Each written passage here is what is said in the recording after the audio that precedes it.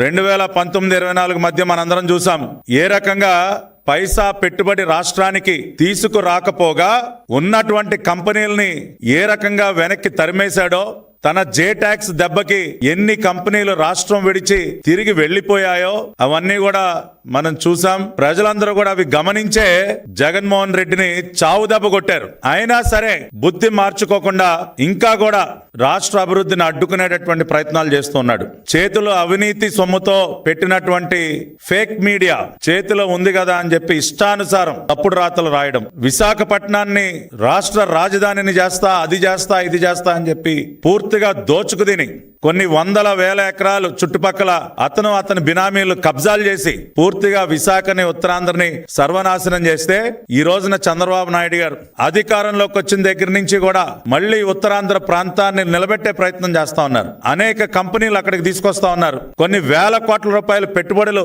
విశాఖ నగరానికి, ఉత్తరాంధ్రకి తీసుకొస్తా ఉంటే కడుపు మంట.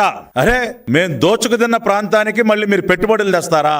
మేం జనాల్ని రోడ్డును పడేస్తే మళ్ళీ మీరు వాళ్ళలో ఆశలు చిగురింపజేస్తారా అని చెప్పి కక్ష. అందుకనే ఈ రోజున అక్కడికి మేము తీసుకొస్తున్నటువంటి పెట్టుబడుల పైన ఇదిగో ఈ తప్పుడు రాతలు, లేనటువంటి విషయాల్ని సృష్టించి అబద్ధపు రాతలు